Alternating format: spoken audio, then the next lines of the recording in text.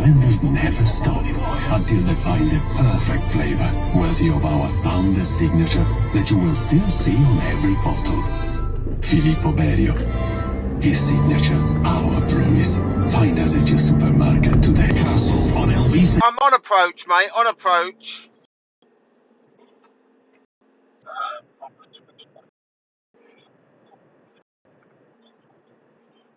Right, mate, ta-ta.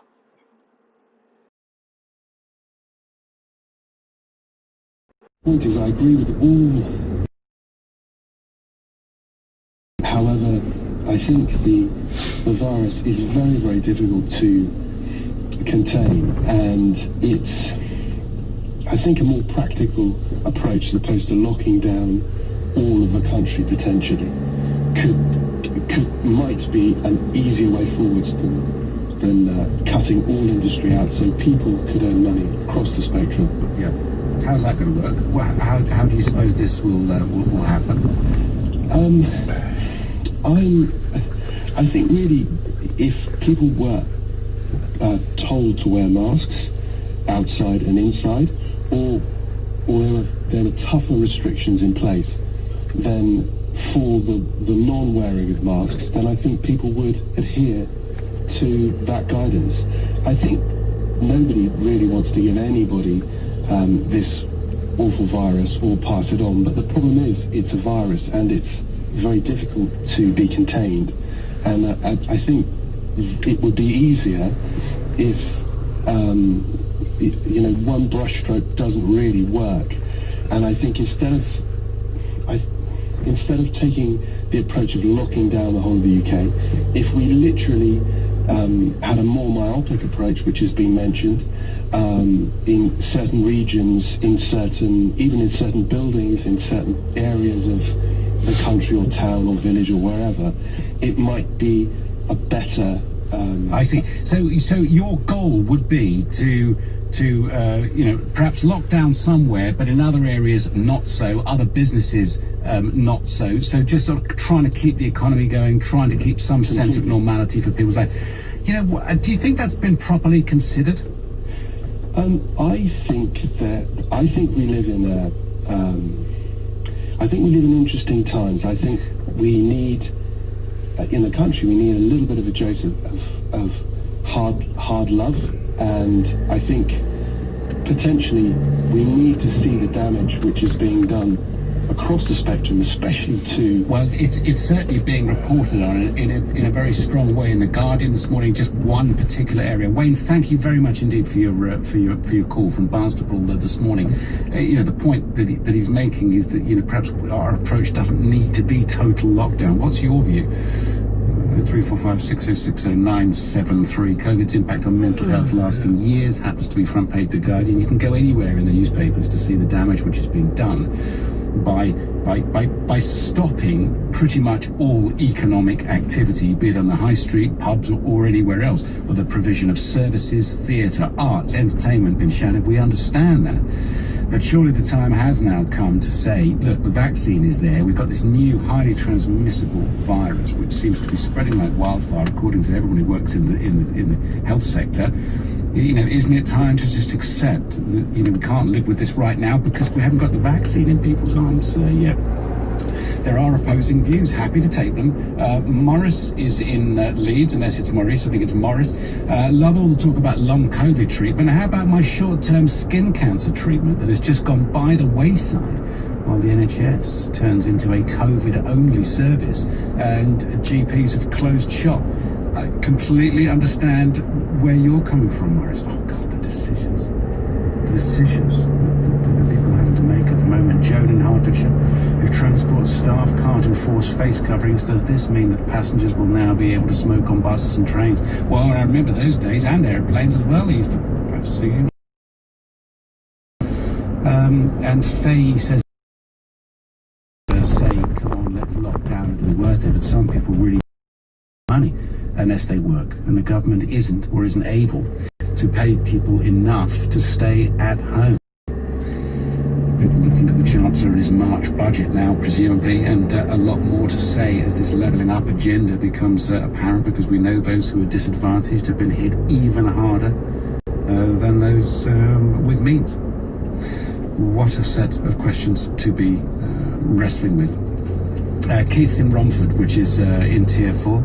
Hello, Keith. Hi. Good morning, Andrew. I've got a sort of very personal view. I just heard the comment you read out by the guy who hasn't been able to have his... the skin cancer treatment, yes. My wife was diagnosed right at the beginning of COVID with non-Hodgkin's lymphoma. Oh. Managed to get the chemo, but unfortunately didn't stay in remission. So now she's, as we speak, back in our local hospital, where she's going to have recovery chemotherapy, much more demanding drugs. But so I've seen what's going on. Sorry, I haven't seen, because normally I've not been able to get into the hospital. But when she was admitted on Boxing Day for the first time, they did let me take her up to a ward. But I'm one of those people who is just totally frustrated with the way people are behaving, and from a personal point of view. So I've seen what the staff are doing.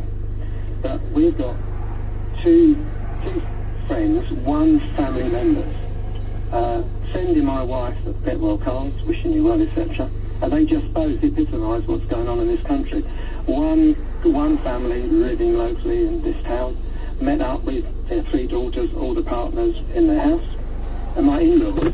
Over Christmas? Yeah, and my in-laws, who are retired senior teachers, I won't name them, travel down from Yorkshire to where we are in London. And when we, on the back of, when my wife was seen by her consultant 2 days ago, he pointed out that his words, not mine, I won't name him, he pointed, unfortunately, we are, quote, sitting in an epicentre.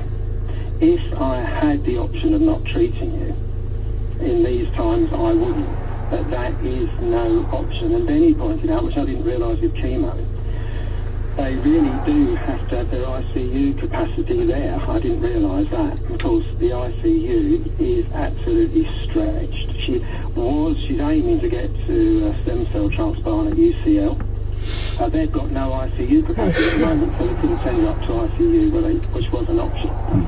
So they haven't got any capacity. And I just despair when you're saying people who are sending my wife bunches of flowers, that this epitomises the country to me, sending get well cards, and they can't even give up one Christmas. You know, it's when you walk this journey, being locked in the house since March, I've got no sympathy with people.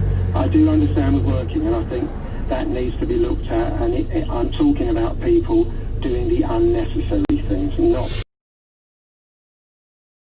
And I appreciate that. Keith, I'm so sad, and I hope that your wife is okay. I hope she has a good day. I hope she has a good week, and I hope she has a much better year next year. And thank you very much indeed for giving us a perspective from absolutely on the front line. Things can only get better for you, I hope, and we'll be thinking of you. Will you please stay in touch with us? Yes, I will do. Yeah. Thank you. It's really, really instructive. You can't have a more sort of direct view of what it's like out there and in there. Dr. Adrian Boyle is with me, Vice President of the Royal College of Emergency Medicine. Dr. Boyle, good morning. Morning. God, the reality in hospitals has hit home, and you hear stories like Keith and his poor wife, and you realise that, you know, the NHS seems to be right on the edge at the moment. Is that in fact the case? Yes, and I mean, it was heartbreaking listening to that discussion, because it actually crystallises exactly the problems we're dealing with. The hospitals need to try and look after people like that man's wife, but at the same time, we are getting lots and lots of people with COVID coming in. It's almost 15% of all the bed stock of the hospitals are taken up with people with COVID. Now, you may think that leaves 85%, but it doesn't, because it disrupts everything that we have to do. All the things we have to do to keep people safe, and all the infection control is incredibly disruptive within the rest of the hospital. Yeah, so for instance, if you have any sort of a major operation, you clearly don't want to get COVID afterwards, but you may not be able to recover properly in a COVID-secure environment because there's not enough beds, and the ones that you've got are taken up with COVID patients. I mean, is that a reality? That's absolutely a reality, and one of the things that really worries us is if we run out of intensive care beds, people won't be able to have big operations where normally they would plan for a short intensive care admission just afterwards to get people back on their feet. So it's creating a lot of very, very difficult trade-offs. Yeah, those trade-offs, who makes those decisions? I mean, I can't imagine being in that situation, but that's a part of the world that you're in. You make decisions like this all the time. Yeah, and it's all about maximising survivorship. But if we don't, as a society, try and stop the spread of this vile virus, these decisions are going to become more and more frequent and harder and harder. Yeah. How long have we got how much longer have we got? I mean, this Oxford AstraZeneca vaccine is just an absolute game changer, isn't it? I mean, we're hoping for it anyway to be a game changer.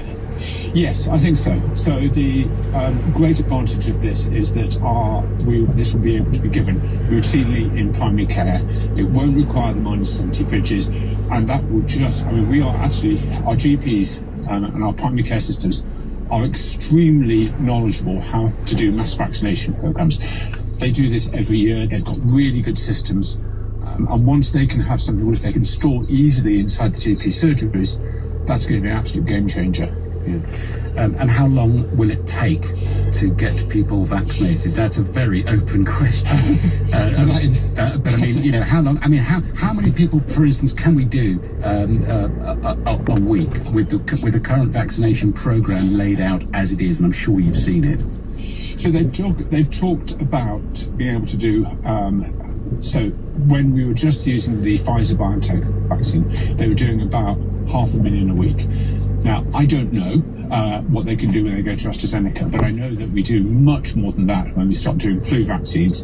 And if we're using that same sort of modelling, that should really accelerate really quickly. But I can't tell you how long it's going to take. That is the million-dollar question. Do we need the army involved or the armed forces?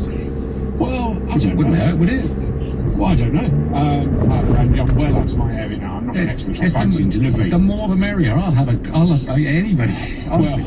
So some of the things that have happened over the summer have actually been quite good, because the government has allowed different professional groups, such as pharmacists and paramedics, to administer vaccines, and that can only be a good thing. Yeah. Appreciate your time. Before I let you go, Scott in Flitwick says, what's happening with the Nightingales? Well, I mean, I think they're singing in your garden for a start. Well, the problem with the Nightingales is that a bed is not just a physical structure with a pillow on one end. A bed is a place in a hospital which has to be supported by proper staffing.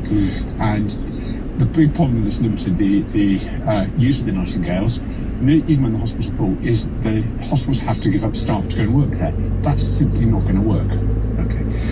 Thank you very much indeed for addressing a number of areas there. Dr. Adrian Boyle, Vice President of the Royal College of Emergency Medicine. 9:48 is the time. I'm late to the news. I'll take your calls after it. Holly Harris with the headlines. NHS managers say the service is under increasing pressure as the number of coronavirus patients has neared the peak last seen in April.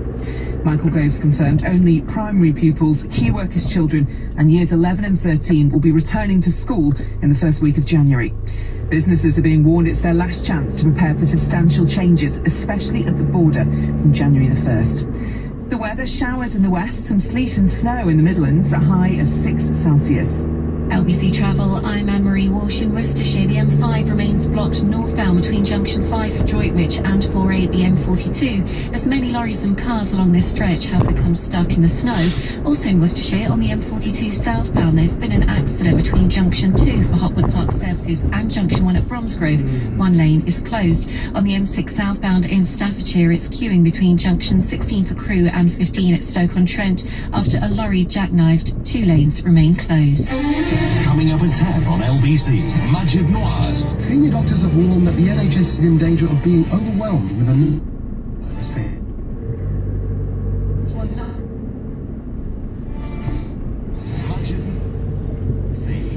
Hi there, small business owner. Your tiny, hard-nosed QuickBooks team here. We know you've got better stuff to do than looking after your tax, invoice, roll, mileage tracking, and everything else. So let us take care of it.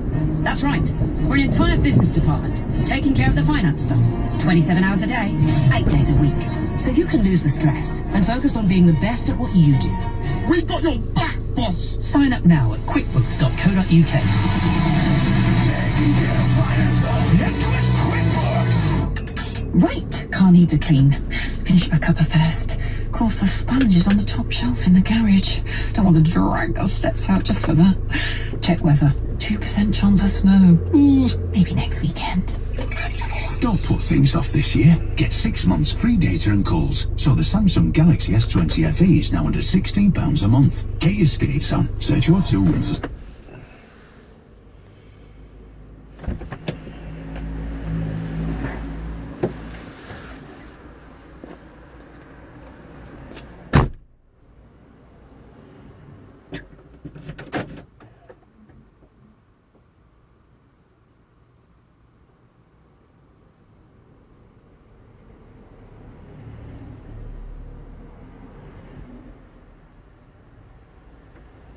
Thank you.